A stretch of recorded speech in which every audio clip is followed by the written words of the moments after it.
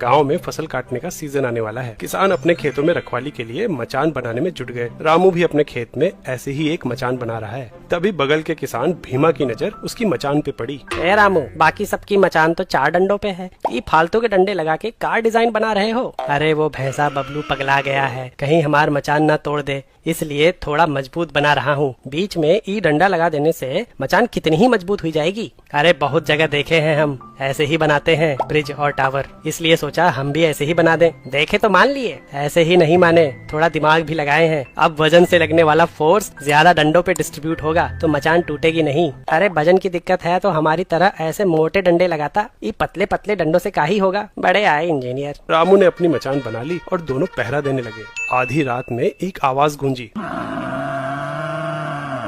लगता है पगला बबलू आ गया। फिर वही हुआ जिसका डर था। बबलू भैंसे ने एक टक्कर मारी और भीमा की पूरी मचान गिर गई। भीमा किसी तरह वहाँ से भागा और रामू की मचान पे चढ़ गया। बबलू भी पीछे आया, पर रामू की मचान ने बबलू की टक्कर झेल ली और दोनों बच गए। बोले थे ना ये मचान टूटेगी नहीं, पर वो देख रामू, हमार मचान का डंडा तो टूटा ही नहीं, फिर मचान गिरी कैसे? मचान के स्ट्रक्चर की वजह से।